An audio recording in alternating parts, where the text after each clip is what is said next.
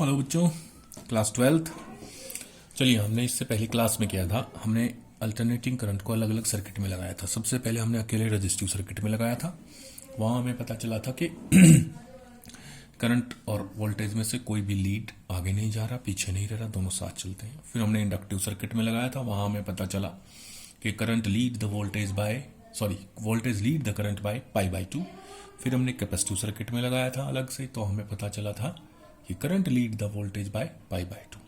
अब हम क्या कर रहे हैं, तीनों को हमने सीरीज में ले लिया है और हम सीरीज में तीनों पे अप्लाई कर रहे हैं क्या, alternating current.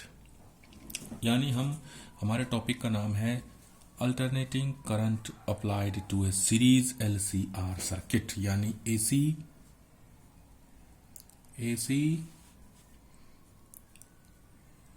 Through LCR circuit.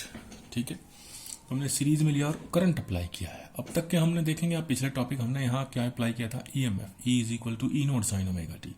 अब की बार हम करंट अप्लाई करेंगे और EMF की वैल्यू निकालेंगे।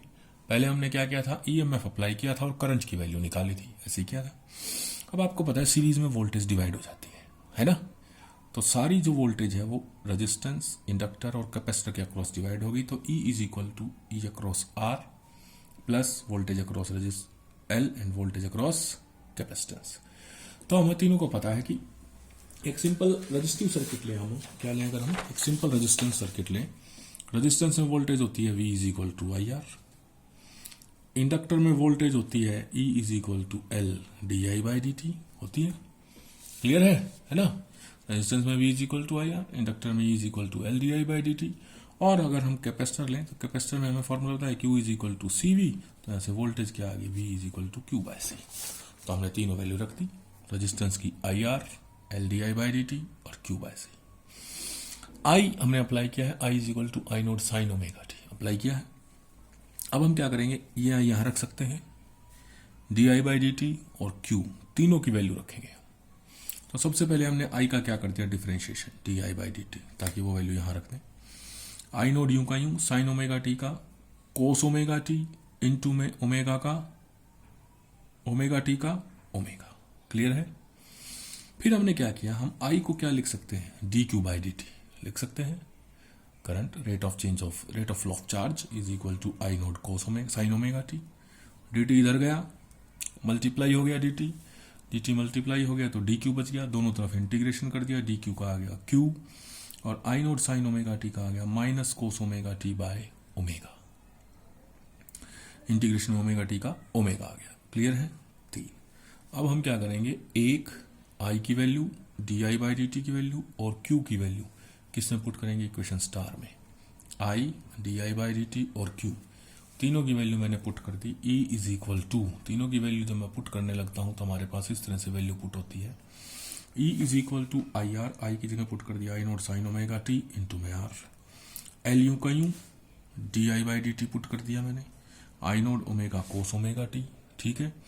और फिर तीसरा था हमारे पास Q/C, तो Q की वैल्यू पुट कर दी मैंने, I0 minus cos ωt/ω। Clear है। और अपॉन में ओमेगा अपॉन में C। सोल्व करते हैं। I0 इसमें भी है, इसमें भी है, इसमें भी है। मैंने कॉमन ले लिया है, I0 को क्या किया है, कॉमन ले लिया है। I0 को कॉमन लिया तो यहां बच गया R sin ωt, यहां बच गया ओमेगा L cos ωt, यहां बच गया माइनस प्लस माइनस। ठीक है। I0 बाहर गया, I0 बाहर गया, cos ωt upon omega C। ठीक है। तो यहां से आपके पास इज इक्वल टू I0, ये बन गया R sin ωt। अब cos ωt इसमें भी है, cos ωt इसमें भी है, तो ओमेगा L को लिख दिया मैंने XL। क्या है, inductive reactance cos ωt minus 1/ωc, क्या बन गया XC cos ωt। ठीक है। अब cos ωt दोनों में है, cos ωt आ गया आपके पास, I0 R sin ωt plus XL minus XC into में cos ωt। कॉमन ले लिया cos ωt। अब देखिए, इसमें लेना है R और इसमें लेना है XL माइनस XC। लेंगे क्यों, बताते हैं आपको। तो यहां से मैंने क्या किया, डिवाइड एंड मल्टीप्लाई, इसका square plus XL minus XC का स्क्वायर और इसका अंडर रूट। इसको हम क्या कर देंगे, डिवाइड एंड मल्टीप्लाई कर देंगे इस इक्वेशन को पूरी को, किससे, divide and multiply by R square plus के एक्सएल माइनस एक्सी का स्क्वायर कर दें। तो मैंने E is equal to I naught पहले मल्टीप्लाई कर दिया R square plus XL minus XC का स्क्वायर।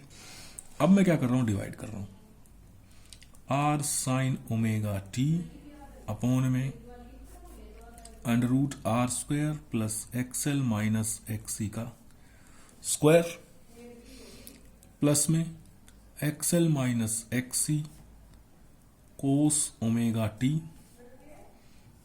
अपॉन में R square plus XL minus XC का स्क्वायर। हो गया डिवाइड एंड मल्टीप्लाई। कोई प्रॉब्लम है यहां तक? चलें आगे। चलिए अब क्या कर रहे हैं, इसी इक्वेशन में देखना, मैं इस चीज को साइन ओमेगा टी छोड़ दिया मैंने, मैं क्या कर रहा हूं, इसको put R upon under root R square plus XL minus XC का स्क्वायर। साइन ओमेगा टी है तो इसको मैंने पुट कर दिया cos theta, equation A. And ये वाला कोस ओमेगा टी छोड़ दिया, ये वाला एक्सएल माइनस एक्सी अपॉन में under root R square plus XL minus XC का होल स्क्वायर, इसको पुट कर दिया मैंने साइन थीटा, इक्वेशन बी। ठीक है, क्लियर? तो हमारे पास ये इक्वेशन क्या बन गई, ये वाली इक्वेशन क्या बन गई, then E is equal to क्या बन जाएगी हमारे पास, देखिएगा ध्यान से, ये वाली इक्वेशन हमारे पास बन गई आई नोड अंडर रूट ये यूं का यूं R square plus XL minus XC का स्क्वायर इनटू में, ठीक है, R upon R square plus XL minus XC square को मैंने क्या पुट कर दिया कॉस थीटा, तो ये बन गया साइन ओमेगा टी यूं का यूं, और इसको पुट कर दिया कॉस थीटा, प्लस ये बन गया हमारे पास साइन थीटा, इसको हमने क्या पुट कर दिया साइन थीटा, तो साइन थीटा यूं का यूं, और ये कॉस ओमेगा टी, जो हमने पुट कर दिया उसकी वैल्यू रख दी सिर्फ। क्लियर? चलिए आगे चले। तो ये हमारे पास क्या बन गया, hence E is equal to I node under root R square plus के एक्सएल माइनस एक्सी का square, sine A cos B plus cos A sine B, ये बन गया sine of omega T plus theta, equation number 1। बोलिए ठीक है।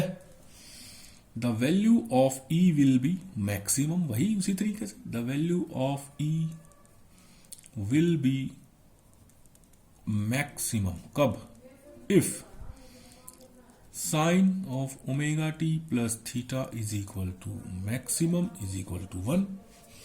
E की maximum value क्या कहलाएगी आपके पास, the maximum value of EMF E nought is equal to I node under root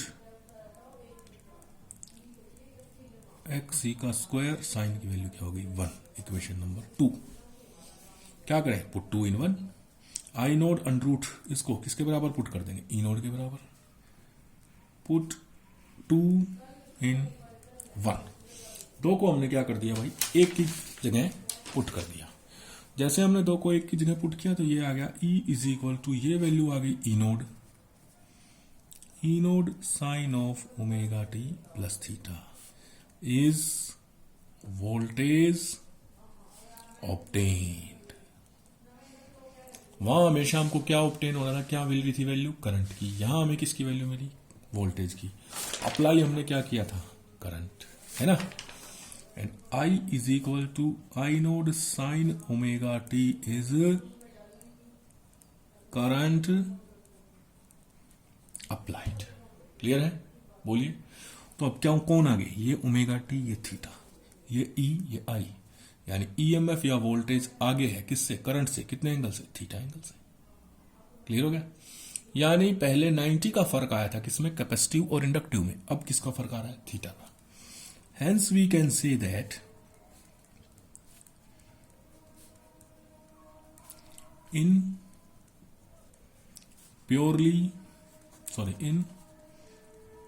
series LCR circuit, EMF leads current by EMF current से आगे जाती है कितने से, बाय थीटा। अब ये थीटा है कितना, what is the value of theta, ये निकालना पड़ेगा। टू फाइंड थीटा कितने एंगल से, वहां तो 90 आ गया था हमारे पास, हम क्या करेंगे, डिवाइड इक्वेशन बी बाय ए। क्या कर देंगे, बी को ए से डिवाइड कर दो, डिवाइड इक्वेशन बी बाय ए। चलिए बी ये रहा, साइन थीटा बटे कॉस थीटा, और ये है ऊपर ये आएगा नीचे ये आएगा, है ना।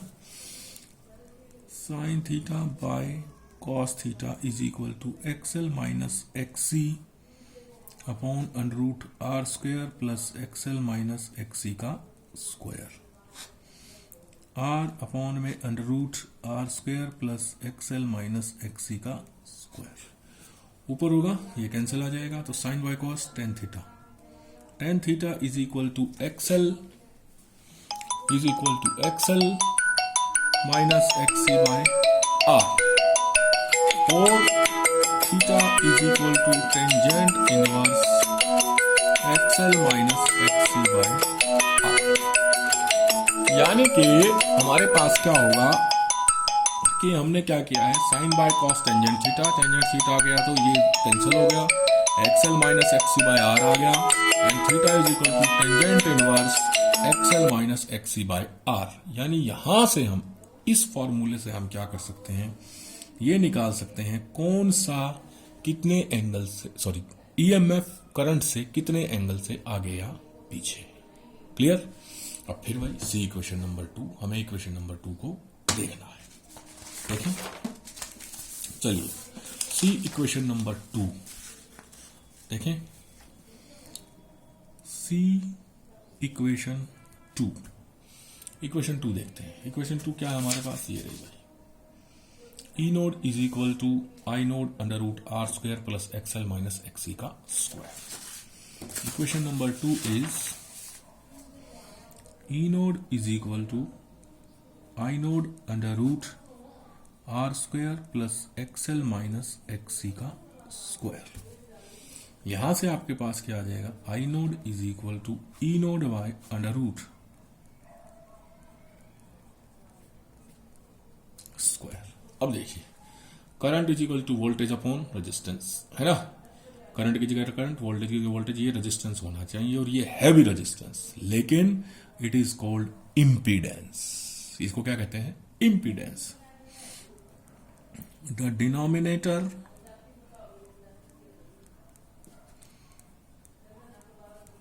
should be resistance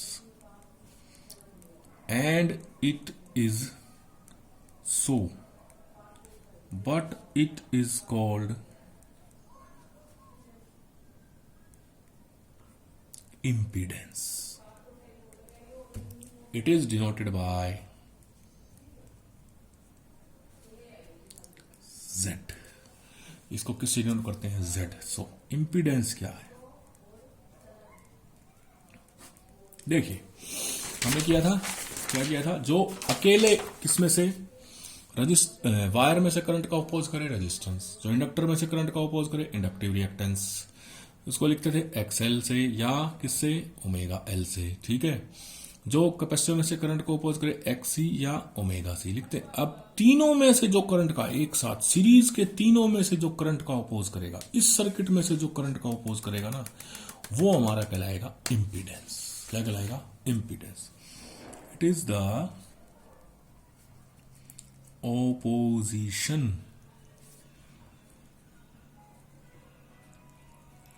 offered to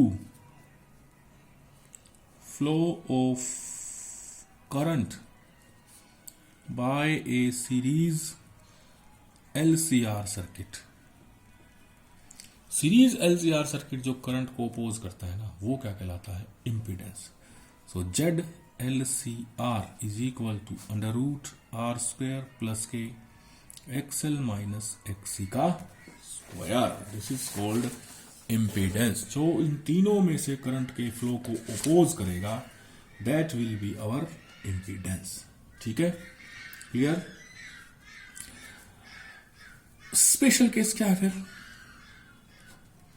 if XL is equal to XC, then ZLCR is equal to under root XL XC बराबर 0, 0 का square 0 plus 0 is equal to under root R square is equal to R, यानी अकेला resistive circuit बन जाएगा अगर क्या हो जाए XL is equal to XC हो जाए। क्या बन जाएगा? अकेला रजिस्टिव सर्किट। और अकेले रजिस्टिव सर्किट में कौन आगे कौन पीछे? कोई आगे नहीं कोई पीछे नहीं, है ना। So voltage and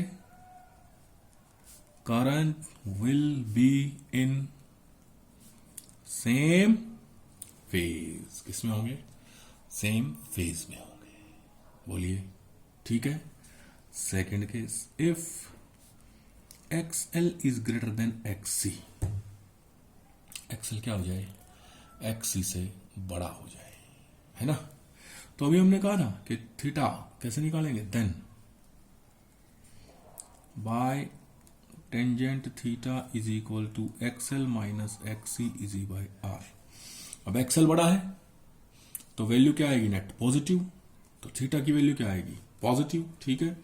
then theta will be equal to positive. Theta positive हो गया तो E leads I by theta.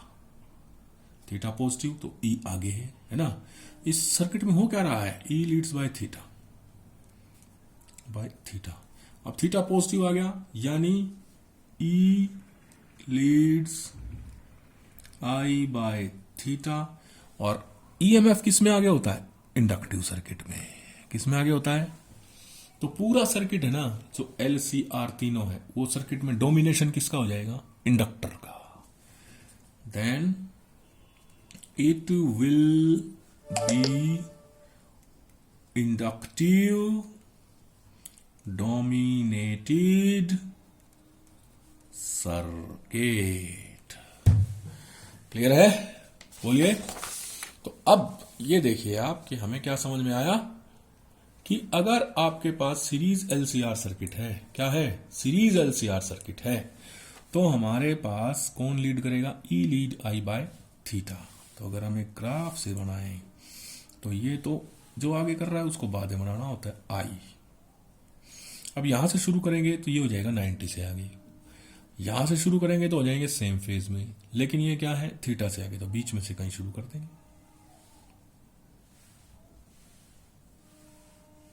ये आ गया आपका E, यहां इस तरफ E या I और इस तरफ ओमेगा टी। क्लियर है? तो ZLCR is equal to under root R square plus के XL माइनस XC का स्क्वायर। और कितने एंगल से आगे या पीछे है? Tangent theta is equal to XL minus XC by R। अब तो हमने किए 3 सर्किट, मान लो अब 2 ही सर्किट हो। If it is LR circuit, क्या हमारे पास? LR सर्किट, ठीक है। Then ZLR will be equal to under root R square. अब C तो है ही नहीं, C नहीं है तो XC नहीं होगा, R square plus XL square. And tangent theta is equal to XL by R, ठीक है। If it is RC circuit, क्या है आपके पास? R और C सर्किट है आपके पास, ठीक है।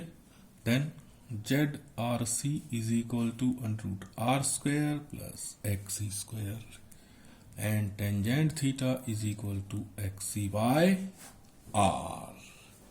क्लियर हो जाएगा? बोलिए, आया समझ में? क्लियर हुआ? तो ये है हमारे पास केस। तो अब LR सर्किट है तो इंडक्टिव डोमिनेटेड है, रेजिस्टेंस में तो कोई आगे कोई पीछे नहीं होता। इंडक्टर में कौन आगे होता है? E आगे होता है। कितने से? अकेले इंडक्टर में पाई बाय 2 से, लेकिन ये दोनों है तो इस केस में क्या हो जाएगा? E leads I by theta. और इन दोनों में R में तो कोई आगे नहीं कोई पीछे नहीं, है ना। बच गया कैपेसिटर। कैपेसिटर में क्या होता है? कौन आगे कौन पीछे? कैपेसिटर में आगे होता है हमारे पास कौन? करंट। तो ये हो गया in this I leads E by theta. I current को क्या करेगा, लीड करेगा कितने एंगल से, थीटा एंगल से। बोलिए क्लियर हुआ। तो this is called AC flowing through a purely AC flowing through a series LCR circuit. आज के लिए इतना ही, नेक्स्ट क्लास में फिर मिलते हैं।